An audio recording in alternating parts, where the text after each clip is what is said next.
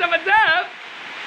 Guys, eto guys, isa sa mga exotic to. Alam niyo naman kung ano to, di ba? To, ano yan?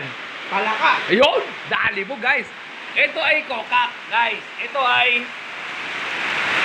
Hindi tayo pwede kumain ito, guys. Alam niyo ba? Alam niyo ba, guys, na bawat ang kinakain ko ngayon, isinesearch ko muna sa Google kung mataas siya sa urine o kung pwede siyang kainin ng may gout. So ito, guys, hindi talaga natin pwede kainin ito. Mataas to sa purine, guys.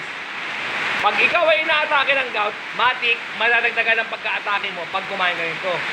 Gusto ko sanang tikman yan kasi nakakain na ako dati yan. Pero, never forever. No. Never forever, guys. O, sa mga gusto ng palaka dyan, sorry, parang manok din siya, yun, oh. Ow!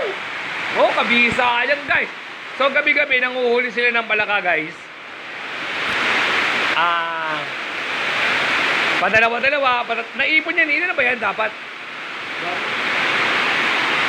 Madami na rin kasi yan pa, guys, oh. Ilabas ang gin, ang red doors, at kung ano-ano pa. Tangka ba, guys? Palaka. Ang kinakain ko lang muna palaka, yung may ngipin na nakalubog. Yung may buhok. Palakang may buhok, ngipin ay nakalubog. Yun lang po ang kinakain kong palaka.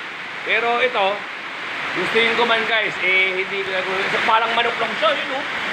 Kabisala ang talaga, oh. Ay, nako.